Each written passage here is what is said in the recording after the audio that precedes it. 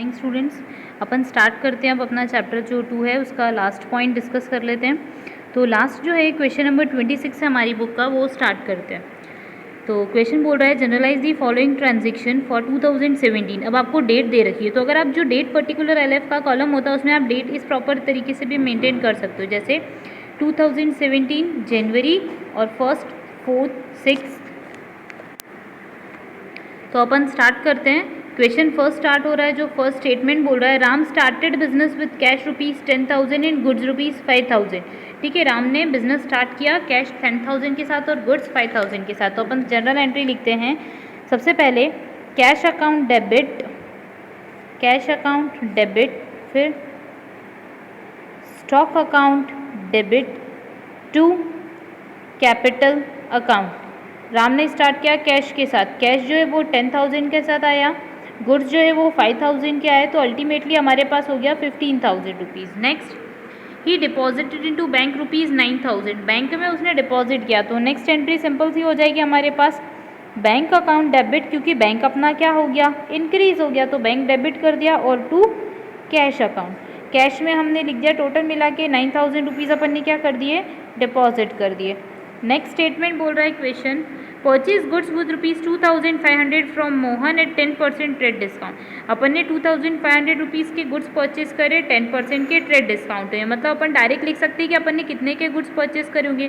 तो 2,500 में से 10% माइनस कर दो, मतलब 250 माइनस करो, तो अल्टीमेटली आ जाता है 2,250। तो अपन ने गुड्स परचेज करे, तो अपन एंट्री बना देते हैं परचेज अकाउंट डेबिट। अब जब उसने बोला है क्वेश्चन में मोहन से परचेज करें, तो नेम मेंशन हो गया मोहन, इट मीन्स अपन ने क्रेडिट में परचेज करे होंगे और ये हमारे लिए क्रेडिटर बन गया होगा 2,250 और 2,250। ठीक है, दैट्स इट। अब इसके बाद अपन क्वेश्चन में देखते हैं बेटा। क्वेश्चन बोल रहा है paid Mohan by cheque ₹2,000 and remaining amount in cash.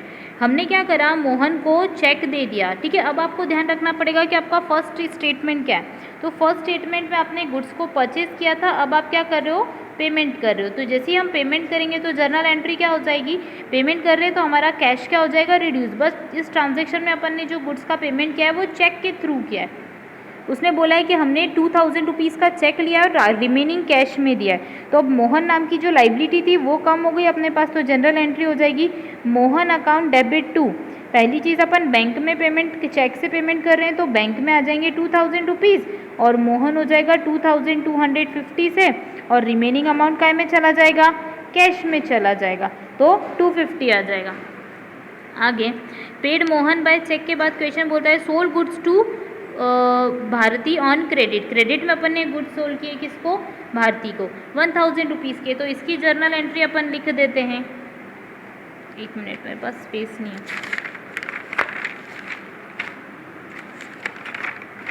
हमने गुड्स जो है वो किसको दिए हैं बेटा, भारती को दिए। तो अब जहाँ पे अपन जर्नल एंट्री लिख देते हैं गुड्स अपन ने भारती को दिए, तो जर्नल एंट्री के अंदर भारती अकाउंट डेबिट। ठीक है, भारती अकाउंट डेबिट, क्योंकि भारती अपने लिए क्या बन जाएगी, डेटर्स बन जाएगी। तो जर्नल एंट्री हो जाएगी Bharti account debit to, simultaneously अपन ने गुड्स भारती से परचेज किए हैं और टू सेल्स हो गई है, सॉरी सेल करी है अपन ने 1,000 रुपीज़ के, तो 1,000 डेबिट और टू सेल्स, सेल्स हमारे पास 1,000 रुपये से क्रेडिट हो गई। That's it. इतना करने के बाद नेक्स्ट देखते हैं अपन received cheque from Bharti for ₹980। हमने कितने रुपए का चेक रिसीव किया, 980 का, एंड अलाउड डिस्काउंट ₹20, और कितने रुपए का डिस्काउंट अलाउ किया, 20 रुपीज़ का। The cheque was deposit in the bank immediately. अब ये क्वेश्चन में उसने बोल दिया कि हमने इमीडिएटली चेक को डिपॉजिट कर दिया बैंक में, तो अपन डायरेक्ट ट्रांजेक्शन काय में लिख सकते हैं, बैंक में। तो अपन जर्नल एंट्री बनाते हैं, लिख लेते हैं अपन बैंक अकाउंट डेबिट। जल्दी से बताओ बैंक में अपन को रुपए कितने मिले, 980, तो रिमेनिंग कितना अमाउंट बच गया, 20 रुपये का। तो ये क्या हो गया हमारे लिए, डिस्काउंट, और टू करके क्या लिख देंगे अपन, भारती नाम का जो अपना डेटर था भारती की वो कंप्लीट हो गई, मतलब या खत्म हो गई। तो जर्नल एंट्री हो जाएगी bank account debit discount account debit to Bharti, कितने रुपए से, 1,000 से। That's it. फिर नेक्स्ट स्टेटमेंट बोल रहा है question paid shop rent ₹500 in withdraw for personal expenses. अपन ने शॉप का रेंट पे किया, तो जर्नल एंट्री हमारे पास अपन इसकी कंबाइन एंट्री बना सकते हैं, रेंट अकाउंट डेबिट, क्योंकि ये हमारे लिए क्या है, एक्सपेंसेस है, तो रेंट क्या हो जाएगा, डेबिट हो जाएगा 500 रुपीज़ से। फिर उसके बाद हमने पर्सनल एक्सपेंसेस के लिए विड्रॉ किया। तो जब हम पर्सनल एक्सपेंसेस के लिए कुछ अमाउंट विड्रॉ करते हैं तो इट्स नोन एज ड्राइंग। तो लिख देंगे ड्राइंग अकाउंट डेबिट, कितने रुपए से बेटा, 1200 से, और टू कैश अकाउंट। ठीक है, हमने कैश में ट्रांजेक्शन किया है, nothing is mention in transaction is in cash. तो हो गया rent account debit, drawing account debit to cash account, that's it, इतना ध्यान रखिएगा। फिर इसके बाद अपन नेक्स्ट क्वेश्चन ट्राई करते हैं। नेक्स्ट क्वेश्चन है बेटा वो चेक के डिसऑनर से रिलेटेड है, तो क्वेश्चन नंबर 26। जैसे अभी अपन ने देखा था कि चेक अपन ने जैसे अपन ने अभी देखा था कि चेक अपन ने क्या कर रखा है, रिसीव किया है, तो वैसे चेक जो है ना वो डिसऑनर भी हो जाता है। तो उस कंडीशन के अंदर अपन कैसे एंट्री पास करते हैं वो सीखते हैं। बेटा क्वेश्चन बोल रहा है, question number 24 of your book, a cheque worth ₹19,800 was received in full settlement of डेब्ट। मतलब हमको 19,800 रुपये का चेक रिसीव हुआ, मतलब बैंक में आएगा अमाउंट, कुछ भी बोलो, अगर इमीडिएटली देंगे तो बैंक में, इमीडिएटली नहीं देंगे तो कैश में। वो बोल रहा है received in full settlements of the डेब्ट ड्यू फ्रॉम मिस्टर सुरेश, मतलब मिस्टर सुरेश से हमको कैश मिला 19,800 का। तो आप सोचो मिस्टर सुरेश को देना कितने रुपए थे, 20,000, अब उन्होंने दिए कितने, 19,800। This cheque was immediately deposited into the bank. अब अपन जर्नल एंट्री करते हैं। तो अब आप सोचो कि हमको फाइनल सेटलमेंट में मिला है, मतलब अब अपने पास आ गया चेक, चेक आया तो अपन ने जनरल एंट्री क्या लिख दी, बैंक अकाउंट डेबिट, बैंक में कितने रुपए आ गए बेटा, 19,800। फिर उसके बाद हमको क्या हो गया, नुकसान हो गया, तो बैड डेब्ट्स हो गया, तो बैड डेब्ट्स कितने रुपए का हो गया हमारे पास, सॉरी ये ऊपर 19,800 है, मैंने 200 गलती से लिख दिया, रिमेनिंग कितने रुपए का नुकसान हो गया, 200 का, तो वो बैड डेब्ट्स हो गया। और टू सुरेश ने अपन को पैसे दिए, तो सुरेश का डेटर जो अकाउंट था वो क्लोज हो गया 20,000 से। Hope you got it. अब आगे वो क्वेश्चन अपन को बोल रहा है दी अबाउट चेक वॉज डिसऑनर्ड। अब आप देखो कॉमन सेंस लगाओ कि पहले जब अपन ने चेक बैंक के पास पहुंचाया तो अपना बैंक का बैलेंस बढ़ा। अब आप देखो जैसे ही चेक डिसऑनर्ड होगा तो बैंक का बैलेंस अपना क्या हो जाएगा, रिड्यूस हो जाएगा। क्या हो जाएगा, रिड्यूस। तो अब अपन जर्नल एंट्री लिखेंगे क्या, बैंक जो अभी तक डेबिट था वो क्या हो जाएगा, क्रेडिट, मतलब एंट्री एकदम रिवर्स हो जाएगी। कैसी हो जाएगी, रिवर्स। तो एंट्री हो जाएगी हमारे पास सुरेश नाम की एक और अपन से अपने पास असेट्स खड़ा हो गया, तो Suresh account debit to bank account, अपना बैंक का बैलेंस अपन ने जो बड़ा करा था उसको कम कर दो 19,800 से, और सुरेश से वापस बोलो कि 19,800 रुपये अब हमको क्या करो, दे दो। That's it. ठीक है, बस ये आपको लॉजिक समझाना था कि चेक इशू होता है तो क्या एंट्री होती है, चेक कलेक्शन के लिए जाता है तो क्या एंट्री होती है, और चेक डिसऑनर्ड की एंट्री क्या होती है। तो हमेशा याद रखिए डिसऑनर्ड की एंट्री रिवर्स हो जाती है। अब आप ये मत सोचना कि बैड डेब्ट्स क्यों नहीं आया, बैड डेब्ट्स तो फर्स्ट टाइम ही अपन को लॉस हो गया तो वापस अपन को लिखने की ज़रूरत नहीं है। अब आगे क्वेश्चन अपन को बोल रहा है issue cheque worth ₹3,960 in full settlement of a डेब्ट ड्यू टू पवन प्रणव ₹4,000।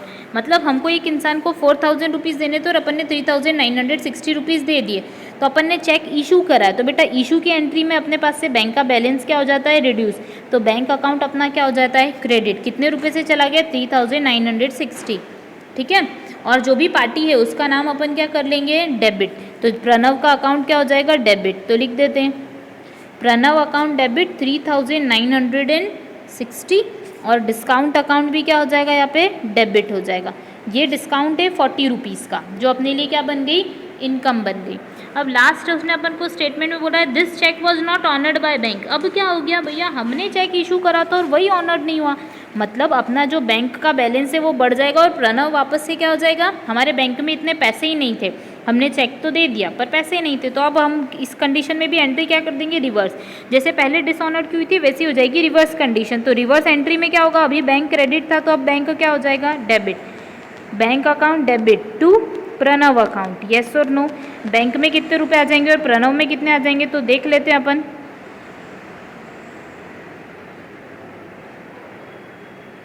बेटा ये एक मिनट पहले वाली एंट्री मेरी गलत हो गई है, मैंने गलत बना दी। रुको आप वापस देखो, है ना, गलती से मैंने डिस्काउंट डेबिट कर दिया। एक मिनट, ये एंट्री वापस कर लेते हैं अपन। ये एंट्री मैंने गलत बना दी। Issue cheque ₹3,960 in full settlement of a डेब्ट ड्यू टू प्रणव फॉर 4,000। ये वापस से कर रही हूँ मैं एंट्री, मेरे से गलत हो गई है, वापस देखना ध्यान से।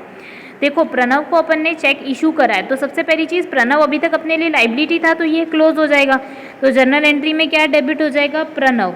तो तो लिख देते हैं प्रणव का अकाउंट डेबिट कितने रुपए से, 4000 रुपये से। इसके अगेंस्ट में अपन क्या कर रहे हैं, चेक दे रहे हैं, तो चेक दे रहे हैं तो टू बैंक क्या हो जाएगा, क्रेडिट कितने रुपए से, 3960 से, और रिमेनिंग 40 रुपये का अपन को क्या हो गया, प्रॉफिट हो गया। तो देखा जाए तो ये अपने लिए क्या हो गया, discount. I hope you got it. ये मैंने क्या कर दिया था, पहले मैंने डिस्काउंट गलती से डेबिट कर दिया था और प्रणव जो है वो अकाउंट हम उसके अमाउंट में कॉल गलत लिख दिया था, ठीक है। ये रेक्टिफाइड एंट्री सही है, पहले वाली गलत थी।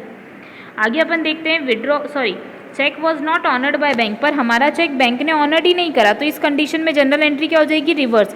पहले प्रणव डेबिट था तो प्रणव क्या हो जाएगा, क्रेडिट। तो यहाँ पे क्या लिख देंगे, टू प्रणव्स अकाउंट, और यहाँ पे बैंक क्रेडिट था तो अब बैंक क्या हो जाएगा, डेबिट। मतलब जनरल एंट्री हमारी हो जाएगी bank account debit to Pranav account, कितने रुपए, 3960 दैट्स इट। इस तरीके से हमारा ये चैप्टर क्लोज होता है बेटा, इसको ध्यान से पढ़िएगा, ये बेसिक चैप्टर है। इसके बाद अपन लेजर बनाना सीखेंगे। Thank you.